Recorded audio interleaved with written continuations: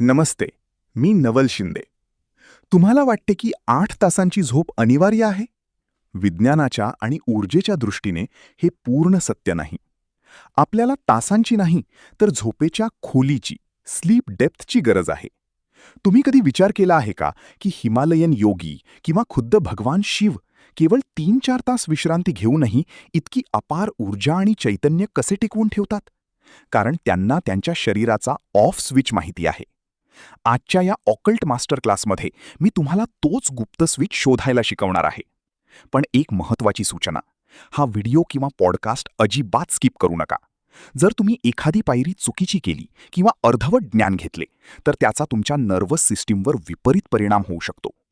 आज आपण विज्ञानातील Vegas nerve आणि प्राचीन योगनिद्रेचे ते रहस्य उलगडणार आहोत, ज्यामुळे तुमचा मेंदू केवळ 2 मिनिटात शटडाऊन होईल. चला तर मग जाणून घेऊया तुमच्या आंतरिक ऊर्जेचा रिसेट बटन. कल्पना करा रात्रीचे 11:47 झालीयत. दिवसभराच्या धावपळीने शरीर पूर्णपणे थकून गेलंय. हो, अगदी गळून गेल्यासारखं. हो ना. डोळे इतके जड झालेत की ते उघडे ठेवणंही कठीण जातंय. आपण स्वतःला अक्षरशः ओढत बिछाण्यापर्यंत नेतो. बरोबर. आता फक्त डोकं उशीला टेकवायचा अवकाश आहे आणि गाढ झोप लागणार अशी आपली भाबडी अपेक्षा असते. पण जसं डोकं उशीला लागतं तसं अचानक काहीतरी विचित्र घडतं. म्हणजे ती विचारांची शर्यत सुरू होते. अगदी तेच. शरीरात त्राण नसतानाही मेंदूत अचानक एका हिंसक मॅरेथॉनची सुरुवात होते. खरं तर हा शारीरिक थकवा आणि मानसिक अतिजागृत अवस्था यांच्यातील तो एक अत्यंत त्रासदायक संघर्ष असतो. शरीर म्हणत असतं मला झोपू दे, पण मेंदू मात्र भलत्याच वेगात धावत असतो. आणि त्या विचारांची शर्यत तरी कशी असते? आज ऑफिसमध्ये तो महत्वाचा ईमेल पाठवायचा राहून गेला, किंवा 5 वर्षांपूर्वी त्या नातेवाईकाच्या लग्नात मी तसं का बोलले, हो, अगदी क्षुल्लक गोष्टी. किंवा उद्या सकाळी बॉस प्रेझेंटेशनमध्ये काय प्रश्न विचारेल. म्हणजे शरीर बिछाण्यावर शांत पडून असतं, पण आतून एक प्रचंड वादळ घोंगावत असतं. मग आपण वैतागून घड्याळाकडे पाहतो तर 12:23 झालेली असतात. आणि मग चिडचिड सुरू होते. हो, आपण कुशी बदलतो, उशीची जागा बदलतो आणि स्वतःवरच चिडतो. विज्ञानाच्या भाषेत सांगायचं तर यालाच वायर्ड अँड टायर्ड अवस्था म्हणतात. म्हणजे शरीर पूर्णपणे थकून गेलेलं असतं, पण मज्जासंस्था किंवा नर्वस सिस्टम एका हाय अलर्ट मोडवर अडकलेली असते. आपण डोळे मिटून झोपण्याची जबरदस्ती करत असतो, पण झोप हा काही असा विषय नाही जो इच्छेनं किंवा बळजबरीनं मिळवता येईल. बरोबर. आणि म्हणूनच आजच्या या सखोल चर्चेत आपण एका महत्वाच्या विषयावर बोलणार आहोत. आपल्याला एक मोठा समज दूर करायचा आहे. आपण कायम मला 8 तासांची झोप मिळाली पाहिजे या वेळेच्या गणितात अडकलेलो असतो. अगदी बरोबर. वेळेचाच विचार करतो आपण. खरी गरज वेळेची नसून झोपेच्या खोलीची किंवा स्लीप डेप्थची असते. आपण अनेकदा ऐकतो की प्राचीन हिमालयन योगी किंवा खुद्द भगवान शिव केवळ 3-4 तास झोपूनही प्रचंड ऊर्जेने कसे कार्यरत राहू शकतात. हां, त्यांच्या या क्षमतेमागे नक्कीच काहीतरी भक्कम असं जैविक रहस्य आहे. आणि तेच रहस्य आज आपण या सखोल चर्चेतून उलगडणार आहोत.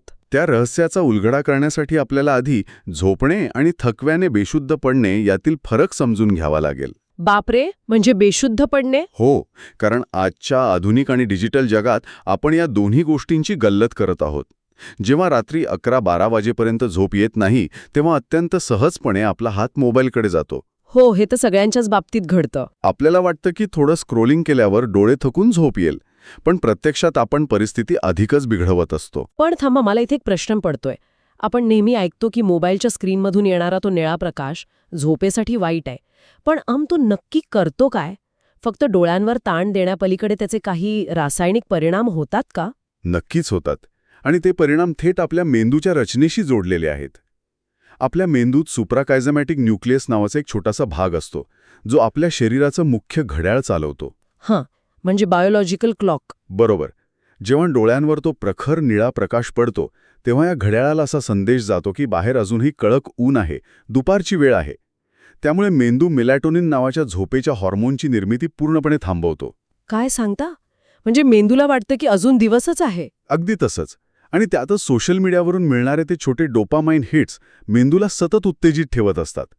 परिणामी रात्री 2-2:30 वाजता आपण नैसर्गिकरित्या झोपत नाही, तर आपल्या मेंदू थकव्याने अक्षरशः कोलॅप्स होतो. आणि म्हणूनच सकाळी अलार्म वाजल्यावर असं वाटतं की रात्री आपल्यावरून एखादा ट्रक गेला असावा. हो, अंग अगदी ठणकत असतं. रात्रीची ती तथाकथित झोप आपल्याला ताजेतवाने करण्याऐवजी केवळ 2 थकावट भरलेल्या दिवसांमधली एक छोटीशी निरर्थक पोकळी बनून राहते. यात सर्वात लक्षवेधी गोष्ट म्हणजे याचं मूळ कारण समजून घ्यायचं असेल तर आपल्याला मानवी शरीराच्या नर्व्हस सिस्टीमच्या कार्याकडे वळावं लागेल. बरं. या सिस्टीमचे प्रामुख्याने 2 अत्यंत वेगळे मोड असतात. पहिला आहे सिम्पॅथेटिक सिस्टम. उत्क्रांतीच्या दृष्टिकोनातून हा आपला फाईट ऑर फ्लाईट म्हणजे लढा किंवा पळ काढा मोड आहे. जेव्हा समोर एखादा धोका असतो तेव्हा शरीर स्वतःला वाचवण्यासाठी या मोडमध्ये जातं. ठीक आहे. आपण हे थोडं सविस्तर समजून घेऊया, कारण इथे एक लॉजिकल अडचण आहे. ऑफिसमधला ताण किंवा ट्रॅफिक जॅम किंवा उद्याच्या मीटिंगची चिंता हे काही खऱ्या वाघासारखे जीव घेणे धोके नाहीत ना. बरोबर आहे तुमचं. मग आपला मेंदू या साध्या गोष्टींसाठी एवढा हाय अलर्टवर का जातो? आपण स्वतःला समजावून सांगू शकत नाही का की शांत हो बाबा, हे फक्त एक ईमेल आहे, जीवघेणा प्रसंग नाही. म्हणजे कसं आहे, शब्दांनी किंवा नुसत्या तर्कानी मेंदूला शांत करता आलं असतं तर जगात निद्रानाशाचा आजारच राहिला नसता. आपला मेंदू लॉजिकवर चालत नाही, तो सर्व्हायव्हलवर चालतो. अच्छा, म्हणजे तो फक्त जिवंत राहण्याचा विचार करतो? अगदी बरोबर. उत्क्रांतीच्या प्रवासात आपल्या मेंदूचा जो भाग धोक्याची घंटा वाजवतो, ज्याला आपण अमिगडाला म्हणतो, तो अजूनही अश्मयुगातच जगत आहे. अमिगडालाकडे स्वतःची अशी विचार करण्याची किंवा संदर्भ लावण्याची क्षमता नसते. बॉसचं ओरडणं असो वा जंगलातील वाघ, शरीराची रासायनिक प्रतिक्रिया एकच असते. हृदयाची धडधड वाढते, स्नायूंमध्ये तणाव निर्माण होतो आणि रक्तात कॉर्टिसॉलसारखी स्ट्रेस हॉर्मोन्स भिनतात. आपण सतत 16 तास याच अवस्थेत जगत असतो. बापरे. म्हणजे मेंदू एका अलर्ट मोडमध्ये असा काही अडकून पडलेला असतो की आजूबाजूला शांतता असली तरी त्याला आतून सायरन वाजत असल्यासारखंच वाटत राहतं. बरोबर.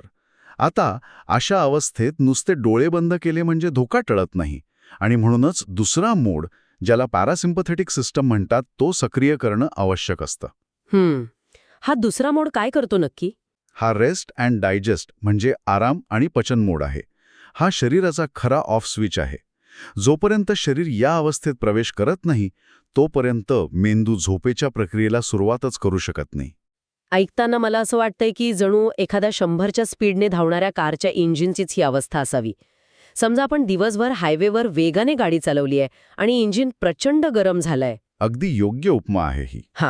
आता आपण गाडी पार्किंगमध्ये आणून उभी केली आणि इग्निशन बंद केलं, तरीही इंजिन लगेच थंड होत नाही. इंजिनमधून काही काळ असा टिक टिक आवाज येत राहतो. ते बराच काळ गरमच राहतं. त्याला पूर्वस्थितीत येण्यासाठी वेळ लागतो. आपला मेंदूही अशाच प्रकारे ओव्हरहीट झालेला असतो आणि आपण त्याला एका सेकंदात 100वरून 0वर आणण्याचा प्रयत्न करत असतो. गाडीचं इंजिन जसं नुसतं बटन दाबून थंड करता येत नाही, तसंच मेंदूला केवळ आता विचार करणं थांबव अशी आज्ञा देऊन शांत करता येत नाही. मेंदूला सुरक्षिततेचा एक फिजिकल सिग्नल द्यावा लागतो. फिजिकल सिग्नल म्हणजे शारीरिक संकेत? हो, एक असा शारीरिक संकेत जो शब्दांना किंवा विचारांना बाजूला सारून थेट नर्वस सिस्टमशी संवाद साधेल आणि तिला खात्री देईल की आता कोणताही धोका नाही, आपण पूर्णपणे सुरक्षित आहोत. म्हणजे आपल्याला त्या रेस्ट अँड डायजेस्ट सिस्टमचा स्विच मॅन्युअली ऑन करावा लागेल. शरीराला हा सर्व काही ठीक आहे असा निरोप देणारा असा कोणताही थेट मास्टर स्विच खरोखरच आपल्या शरीरात अस्तित्वात आहे का? निसर्गाने ती सोय करून ठेवली आहे. आपल्या शरीरात एक अत्यंत गुंतागुंतीची आणि महत्वाची इनबिल्ट वायर आहे. तिला वेगस नर्व असं म्हणतात. Vagus nerve? हो. क्रेनियल नर्व्स 10 म्हणूनही ती ओळखली जाते. ही आपल्या शरीरातील सर्वात लांब मज्जासंस्था आहे. ती थेट मेंदूमधून सुरू होते आणि मानेतून खाली प्रवास करत छाती, हृदय, फुफ्फुसे आणि अगदी पोटापर्यंतच्या सर्व महत्त्वाच्या अवयवांना जोडलेली असते. आणि इथेच खरा रंजक भाग सुरू होतो, कारण जेव्हा आपण या नर्वला योग्य प्रकारे उत्तेजित करतो तेव्हा ती एका मास्टर स्विचसारखं काम करते ना? अगदी बरोबर. हे अद्भुत आहे. म्हणजे ती थेट हृदयाला आणि फुफ्फुसांना संदेश देते का? हो. जेव्हा वेगस नर्व सक्रिय होते तेव्हा ती थेट हृदयाला धडधड कमी करण्याचा आणि फुफ्फुसांना श्वास संथ करण्याचा रासायनिक संदेश पाठवते. आणि हे अवयव जेव्हा शांत होतात तेव्हा ते परत मेंदूला सिग्नल पाठवतात की आम्ही शांत झालो आहोत. याचा अर्थ बाहेर धोका नाही, तू आता शटडाऊन करायला मोकळा आहेस. मला इथे आधुनिक विज्ञान आणि प्राचीन ज्ञानाचा एक भन्नाट दुवा दिसतोय. आधुनिक न्यूरोसायन्सला आणि वैद्यकीय शास्त्राला या वेगस नर्व्सचं बायोलॉजिकल महत्त्व आता कुठे सविस्तर समजू लागलंय. बरोबर आहे. पण प्राचीन भारतीय ऋषीमुनींना या नर्व्हचं नाव माहीत नसलं तरी त्यांना ही सिस्टम हॅक करण्याचं तंत्र हजारो वर्षांपासून माहीत होतं. खरं तर प्राचीन काळी ज्याला योग निद्रा म्हटलं जायचं ते दुसरं तिसरं काही नसून याच पॅरासिम्पॅथेटिक सिस्टीमला पूर्णपणे जागृत करण्याचं एक अत्यंत प्रगत शास्त्र आहे. अरेच्चा, म्हणजे हे सगळं जोडलेलं आहे. हो, भगवान विष्णूंचे एक क्षीरसागरात शेषनागावरील विश्राम असो किंवा भगवान शिवांची हिमालयातील समाधी अवस्था असो, या सर्व रूपकांमध्ये याच गाढ विश्रांतीच्या अवस्थांचं वर्णन आहे. स्टॅनफोर्ड विद्यापीठातील न्यूरोसायंटिस्ट अँड्रू ह्युवरमन आणि इतर अनेक संशोधकांनी आता या प्रक्रियेचा सखोल अभ्यास करून याला नॉन स्लीप डीप रेस्ट किंवा NSDR असं शास्त्रीय नाव दिलं आहे. म्हणजे योग निद्रा हे केवळ एक आध्यात्मिक किंवा तत्वज्ञानापुरतं मर्यादित तंत्र नाहीये, तर ती एक अत्यंत अचूक अशी न्यूरोबायोलॉजिकल प्रक्रिया आहे. नक्कीच. आणि आपण आज ज्या साहित्याचं विश्लेषण करत आहोत त्यामध्ये याच प्रक्रियेवर आधारित एक अत्यंत सोपा आणि प्रभावी 2 मिनिटांचा कूलडाऊन प्रोटोकॉल दिला आहे, जो कोणीही रात्री झोपण्यापूर्वी स्वतःच्या बिछाण्यावर करू शकतो. हां, शटडाऊन सिक्वेन्स प्रामुख्याने 2 टप्प्यांत विभागलेला आहे. पण तो सुरू करण्यापूर्वी एक अत्यंत महत्त्वाची पूर्वअट आहे. ती कोणती? खोलीतील सर्व प्रखर दिवे बंद असणे आणि मोबाईल डोळ्यांच्या टप्प्यातून पूर्णपणे दूर असणे. पाठीवर सरळ झोपून हात शरीराच्या बाजूला मोकळे सोडून द्यायचे आहेत. शरीराच्या कोणत्याही स्नायूवर ताण नसावा. आणि इथून सुरू होतो पहिला टप्पा, ज्याला द फिजिओलॉजिकल साय असं म्हणतात. हा टप्पा सुरुवातीच्या साधारण 60 सेकंदांसाठी असतो. पण हे केवळ साधं दीर्घ श्वसन नाहीये, याची पद्धत थोडी वेगळी आहे. यात नाकाने 2दा सलग श्वास आत घ्यायचा आहे आणि मग तोंडाने मोठा उसासा टाकायचा आहे. बरोबर. हो, ही प्रक्रिया नीट समजून घेणं गरजेचं आहे. पहिल्यांदा नाकाने एक मोठा श्वास घेऊन फुफ्फुसे साधारण 80% भरायची आहेत. त्यानंतर लगेच अजिबात न थांबता आणि श्वास न सोडता आणखी एक छोटा श्वास आत ओढून फुफ्फुसे 100% भरायची आहेत. ओके. त्यानंतर फक्त 1 सेकंड होल्ड करून तोंडाने एक लांब, संथ गतीचा श्वास बाहेर सोडायचा आहे. जसं आपण दिवसभराच्या कामानंतर खुर्चीत बसल्यावर एखादा मोठा उसासा टाकतो, अगदी तसा. म्हणजे सगळा ताण सोडून दिल्यासारखं. बरोबर. हा बाहेर सोडलेला श्वास आत घेतलेल्या श्वासापेक्षा किमान दुप्पट लांब असावा. ही संपूर्ण प्रक्रिया 3 वेळा सलग करायची आहे. नाकाने 2दा श्वास आत आणि तोंडाने एक मोठा उसासा बाहेर. पण माझ्या मनात एक तांत्रिक प्रश्न आहे. आपण सरळ एक मोठा श्वास घेऊन तो बाहेर का सोडू शकत नाही? हा खूप महत्वाचा प्रश्न आहे. मध्येच दुसरा छोटा श्वास घेण्याची काय गरज आहे? यामागे नक्की काय विज्ञान दडलेले आहे? जर आपण याचा मोठ्या संदर्भात विचार केला तर या प्रश्नाचं उत्तर फुफ्फुसांच्या अत्यंत सूक्ष्म रचनेत दडलेले आहे. आपले फुफ्फुसं म्हणजे केवळ 2 रिकाम्या पिशव्या नाहीत. त्यांच्या आत द्राक्षांच्या घडांसारख्या लाखो अतिसूक्ष्म हवेच्या पिशव्या असतात, ज्यांना विज्ञानात ॲल्व्हिओलाई म्हणतात. दिवसभर जेव्हा आपण तणावात असतो किंवा स्क्रीनकडे एकटक बघत काम करत असतो, तेव्हा आपलं श्वसन अत्यंत उथळ झालेलं असतं. म्हणजे आपण फक्त छातीने श्वास घेतो? बरोबर. आपण छातीच्या वरच्या भागानेच श्वास घेतो. या उथळ श्वसनामुळे फुफ्फुसांच्या तळाशी असलेल्या या छोट्या ॲल्व्हिओलाई पिशव्या पूर्णपणे कोलॅप्स होतात. जसं एखादा फुगा हवा नसल्यावर एकमेकांना चिकटून बसतो तसं. अगदी तसंच. आणि जेव्हा या पिशव्या आकुंचन पावतात तेव्हा तिथे हवेची देवाणघेवाण होत नाही. त्यामुळे शरीरातील आणि रक्तातील कार्बन डायऑक्साईडची पातळी वाढू लागते. अरे बापरे. विज्ञानानुसार शरीरात कार्बन डायऑक्साईड वाढणे हेच स्ट्रेस, पॅनिक आणि गुदमरल्यासारखं वाटण्याचं मुख्य रासायनिक कारण आहे. जेव्हा नर्वस सिस्टीमला जाणवतं की कार्बन डायऑक्साईड वाढत आहे, तेव्हा ती लगेच फाईट किंवा फ्लाईट मोड ट्रिगर करते. मग तो डबल इनहेल किंवा 2दा घेतलेला श्वास यावर कशी मात करतो? जेव्हा आपण तो पहिला मोठा श्वास घेतो तेव्हा आपण फुफ्फुसं भरतो, पण आकुंचन पावलेल्या त्या सूक्ष्म पिशव्या उघडण्यासाठी तो पुरेसा नसतो. अच्छा. म्हणून आपण तो दुसरा छोटा पण तीव्र श्वास घेतो. हा दुसरा श्वास एका मेकॅनिकल पंपसारखं काम करतो आणि त्या चिकटलेल्या ॲल्व्हिओलाई पिशव्यांना पॉप करून उघडून टाकतो. क्या बात आहे. त्या उघडताच तिथे साठलेला सर्व कार्बन डायऑक्साईड बाहेर पडण्यासाठी मोकळा होतो. आणि मग जेव्हा आपण तोंडाने तो लांब उसासा टाकतो तेव्हा आपण तो सर्व विषारी वायू एकाच झटक्यात शरीराबाहेर फेकून देतो. वाह, हे स्पष्टीकरण खरोखरच थक्क करणारं आहे. म्हणजे तो उसासा केवळ हवेचा नसून तो शरीरातील त्या कार्बन डायऑक्साईडच्या रूपात असलेल्या धोक्याच्या सिग्नलचा निचरा असतो. ही गॅस बाहेर पडताच आणि फुफ्फुसं रिकामी होताच छातीतील दाब बदलतो. हा बदल थेट वेगस नर्व्हला उत्तेजित करतो. तिला रासायनिक सिग्नल मिळतो की धोका टळला आहे. हं, अवघ्या 3 श्वासांच्या या सायकलमध्ये हृदयाची धडधड लक्षणीयरित्या खाली येते. तो सिम्पथेटिक मधून पॅरासिम्पथेटिक सिस्टमकडे जाणारा स्विच प्रत्यक्षात फ्लिप होतो. हे ऐकायला खूपच तार्किक आणि प्रभावी वाटतंय. पण इथं मला वाटतं अनेक लोक एका अडचणीचा सामना करत असतील. श्वासोच्छवासाने शरीर शांत होतं हे मान्य, पण त्या धावणाऱ्या विचारांचं काय? तोच तर मुख्य मुद्दा आहे. शरीर शांत झालं तरी तो 11:47 विचार करणारा मेंदू लगेच कसा थांबवायचा? त्यासाठीच बहुधा या प्रोटोकॉलचा दुसरा टप्पा अस्तित्वात असावा. आपण अगदी योग्य मुद्द्यावर आला आहात. पुढील 60 सेकंदांचा हा दुसरा टप्पा आहे, ज्याला द पेरिफेरल शिफ्ट म्हणतात.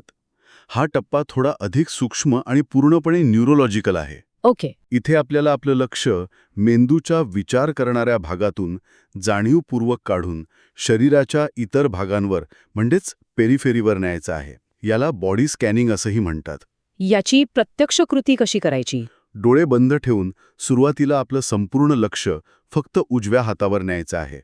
तिथे कोणताही विचार करायचा नाहीये किंवा हाताची हालचाल करायची नाहीये. फक्त लक्ष द्यायचं. हो, फक्त तो हात बिछाण्यावर कसा पडला आहे, त्याचं गादीवर पडलेलं वजन किती आहे, आजूबाजूच्या हवेमुळे त्याचं तापमान कसं जाणवत आहे, अगदी बोटांच्या टोकांमधून वाहणारा रक्तप्रवाह, हे सर्व अत्यंत बारकाईने फक्त अनुभव करायचा आहे. साधारण 10 सेकंद उजव्या हातावर लक्ष केंद्रित केल्यावर तेच लक्ष डाव्या हातावर वळवायचं. त्यानंतर उजवा पाय आणि डावा पाय. तर या सगळ्याचा नेमका अर्थ काय? या संकल्पनेवर मला एक दृश्य आठवतंय. समजा आपला मेंदू म्हणजे एका मोठ्या आलिशान घराचा मुख्य हॉल आहे. दिवसभर आणि रात्रीही त्या हॉलमधले सगळे प्रखर दिवे चालू असतात. तिथे खूप गोंधळ असतो, टीव्ही चालू असतो. बरोबर. आता ही पेरिफेरल शिफ्टची किंवा बॉडी स्कॅनिंगची प्रक्रिया म्हणजे त्या मुख्य हॉलचे प्रखर दिवे हळूहळू एक एक करून बंद करणं आणि त्याचवेळी घराच्या बागेतील कुंपणावरील किंवा कोपऱ्यातील छोटे शांत दिवे लावण्यासारखं आहे ना? क्या बात है. जेणेकरून विजेचा तो प्रचंड प्रवाह एकाच मध्यवर्ती ठिकाणाहून काढून पूर्ण घरभर संथपणे वितरित केला जाईल. अत्यंत सुंदर आणि अचूक उपमा आहे ही. यावरून एक अत्यंत महत्त्वाचा प्रश्न निर्माण होतो की जेव्हा आपण लक्ष हातापायांवर नेतो तेव्हा मेंदूत नेमकं काय घडतं? आपला थिंकिंग ब्रेन किंवा सतत तर्कवितर्क आणि विचार करणारा मेंदू डोक्याच्या पुढच्या भागात म्हणजेच प्रीफ्रंटल कॉर्टेक्समध्ये असतो. जेव्हा आपण जाणीवपूर्वक आपलं लक्ष हातांवर, पायांवर आणि जड झालेल्या पापण्यांवर नेतो तेव्हा आपण मेंदूच्या सोमॅटोसेन्सरी कॉर्टेक्सला कामाला लावतो. म्हणजे आपण ऊर्जा एका भागातून दुसऱ्या भागात हलवत आहोत, त्या पुढच्या विचार करणाऱ्या भागातून ओढून शरीरात वितरित करत असतो. यालाच ऊर्जेचं विकेंद्रीकरण म्हणता येईल. मेंदूची ती कॅपॅसिटी डिवाइड होते. हो, मेंदूची एक मर्यादा आहे. त्याला एकाच वेळी भविष्याबद्दल अत्यंत सखोल विचार करणं आणि डाव्या पायाच्या अंगठ्याच्या तापमानावर लक्ष केंद्रित करणं शक्य नसतं. बरोबर. त्यामुळे जसं तुम्ही शरीराच्या बाह्य भागांवर लक्ष देता तसं त्या मुख्य हॉलमधील प्रखर दिवे मंदावू लागतात आणि विचारांची तीव्रता आपोआप कमी होऊ लागते. विचार वळवण्याचा एक अत्यंत हुशार आणि बायोलॉजिकल मार्ग आहे. आणि या टप्प्याच्या शेवटी आपण ज्या स्रोताचा अभ्यास करत आहोत त्यात एक अतिशय प्रभावी मानसिक चित्र उभं करण्यास सांगितलंय. बरोबर? हो, ती एक अत्यंत शांत करणारी कल्पना आहे. स्रोत सुचवतो की या स्कॅनिंगनंतर अशी कल्पना करा की आपला प्रत्यक्ष फिजिकल मेंदू म्हणजे तो राखाडी रंगाचा गोळा खूप जड झाला आहे आणि तो हळूहळू वितळून पाठीमागे उशीमध्ये खोलवर बुडत आहे, सिंकिंग इनटू द पिलो. तिथे कोणतीही ताकद लावायची नाही, विचार करायचा नाही, फक्त ती गुरुत्वाकर्षणाची आणि जडत्वाची जाणीव अनुभवायची आहे. हे सर्व ऐकताना आणि चर्चा करतानाच एक प्रकारची विलक्षण शांतता जाणवतीये.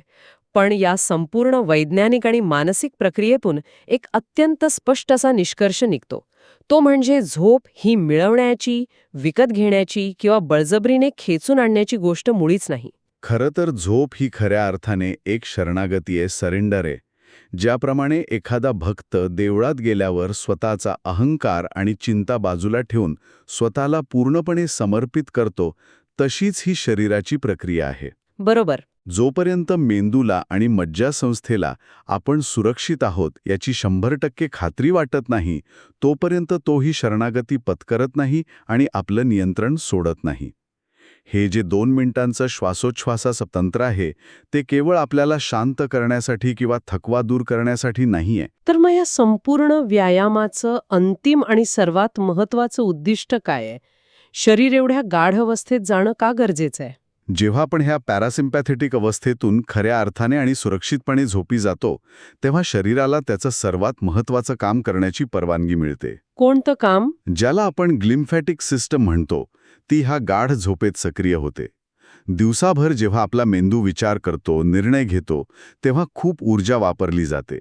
आणि जसं गाडी चालवल्यावर धूर बाहेर पडतो तसंच या प्रक्रियेत काही विषारी प्रथिने किंवा मेटाबॉलिक वेस्ट मेंदूत जमा होतं. हा कचरा साफ करण्याची प्रक्रिया कशी चालते मग? या गाढ झोपेच्या अवस्थेत आपल्या मेंदूच्या पेशी अक्षरशः आकारात लहान होतात. अरे बापरे, लहान होतात? हो, त्यामुळे त्यांच्यामध्ये जागा निर्माण होते. आणि मग सेरेब्रोस्पायनल फ्लुइड नावाचा द्रव त्या जागेतून वेगाने वाहतो आणि दिवसभर साठलेला तो सर्व कचरा, ज्यामध्ये अमायलॉइड बीटासारखी घातक प्रथिने असतात, तो धुवून बाहेर काढतो. म्हणजे एक प्रकारची इंटरनल वॉशिंग मशीनच आहे तर. अगदी थोडक्यात सांगायचं तर ही मेंदूची नाईट शिफ्ट क्लिनिंग सिस्टीम आहे. जर आपण गाढ झोपेत गेलो नाही तर हा कचरा तिथेच साठून राहतो. म्हणूनच जेव्हा ही स्वच्छता व्यवस्थित होते तेव्हाच आपण सकाळी उठताना खऱ्या अर्थाने रिचार्ज झालेले असतो. हे स्पष्टीकरण ऐकल्यावर मेंदूकडे पाहण्याचा दृष्टिकोनच बदलून जातो. आपण नेहमी मला काल रात्री 7 तास झोप मिळाली किंवा आज फक्त 5 तास झोपलो अशा तासांच्या गणितात अडकतो. ते खूप चुकीचं आहे. पण खरी ताकद त्या झोपेच्या खोलीत आणि मेंदूतील त्या डिफॉल्ट थिंकिंग मोडला ऑफ करण्याच्या क्षमतेत आहे. आणि सर्वात चांगली गोष्ट म्हणजे यासाठी कोणतेही महागडे गॅजेट्स, स्लीप ट्रॅकर किंवा औषध घेण्याची गरज नाहीये. बरोबर. आपलं स्वतःचं फुफ्फुस, आपला श्वास आणि आपलं स्वतःचं लक्ष या नैसर्गिक गोष्टी वापरून आपण आपली नर्वस सिस्टम नियंत्रित करू शकतो. या माहितीपूर्ण चर्चेच्या शेवटी हा असा एक प्रश्न आहे ज्यावर आपण सर्वांनी विचार करणं आजच्या काळात अत्यंत गरजेचं बनले आहे. नक्कीच. जर आधुनिक जीवनात आपण इतके गुरफटलो आहोत, कामाच्या आणि तणावाच्या विळख्यात इतके अडकलो आहोत की रात्री बिछानावर पडल्यानंतर केवळ 2 मिनिटे काहीही न करता शांत राहणे आणि स्वतःच्याच शरीराला सर्व काही ठीक आहे, आपण सुरक्षित आहोत, हा साधा सिग्नल देणंही आपल्याला कठीण वाटत असेल, तर आपण खऱ्या अर्थाने जागे तरी आहोत का? खूप खोल विचार आहे हा. की आपण फक्त तणावाच्या एका ऑटो पायलट मोडवर चालत आहोत. कदाचित ही 2 मिनिटांची डबल इनहेल आणि बॉडी स्कॅनची साधी प्रक्रिया फक्त एका चांगल्या गाढ झोपेसाठी नाहीये. बरोबर. तर आपण आपल्याच नर्वस सिस्टमवर, आपल्याच मनावर जे नियंत्रण गमावले आहे ते पुन्हा मिळवण्याची ती पहिली आणि सर्वात महत्वाची पायरी असू शकते. त्या 11:47 विचारांच्या जीवघेण्या वादळातून बाहेर पडून स्वतःला सुरक्षित असल्याची जाणीव करून देण्याची ही ताकद बाहेर कुठेही नसून आपल्याच आत दडलेली आहे. अगदी खरंय. हीच ती वेळ आहे जेव्हा आपण स्वतःला पॉज करायला शिकलो पाहिजे. भेटूया पुढच्या सखोल चर्चेत अशाच एका नवीन आणि रंजक माहितीसह. तोपर्यंत शांत श्वास घेत रहा. मित्रांनो, लक्षात ठेवा, झोप ही जबरदस्तीने करण्याची क्रिया नाही, तर ते एक समर्पण म्हणजे सरेंडर आहे. ज्याप्रमाणे एक भक्त स्वतःला ईश्वराच्या चरणी समर्पित करतो, तसेच या 2 मिनिटांच्या विधीद्वारे तुम्ही तुमच्या मज्जासंस्थेला सुरक्षित असल्याचा संदेश देता. जेव्हा तुम्ही सुरक्षित अनुभवता तेव्हाच तुमची सिस्टम खऱ्या अर्थाने ऑफलाईन होते आणि शरीराची दुरुस्ती सुरू होते. तुमचा नर्वस सिस्टम हा एखादा जंगली प्राणी नाही, तर तो एका भाषेवर चालणारा प्रोग्राम आहे. आणि आज तुम्ही ती फिजिकल सिग्नलची भाषा शिकला आहात. आज रात्री हा प्रयोग नक्की करा, तो डबल इनहेल आणि पेरिफेरल शिफ्ट. आणि उद्या सकाळी जेव्हा तुम्ही एका वेगळ्या ऊर्जेसह उठाल तेव्हा या चॅनलवर परत या आणि कमेंटमध्ये लिहा सिस्टम ऑफलाईन. अशाच सखोल ऑकल्ट सायन्स आणि व्यावहारिक अध्यात्मासाठी आमच्या नवल शिंदे या चॅनलला सबस्क्राईब करा आणि ही ऊर्जा तुमच्या प्रियजनांसोबत शेअर करा. आता वेळ झाली आहे त्या स्विचला फ्लिप करण्याची, खऱ्या अर्थाने विश्रांती घेण्याची. धन्यवाद.